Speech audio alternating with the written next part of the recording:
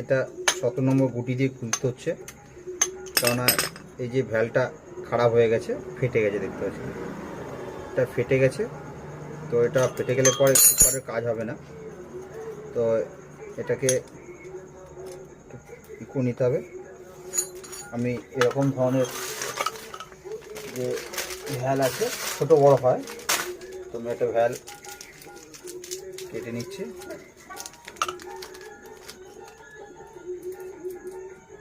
এরকম নতুন একটা ভ্যাল, নতুন দেখুন সিল করা আছে, এটা লিকেজ হয়ে গেছে, তো আমি এটা ওখানে চেঞ্জ করে নেবো।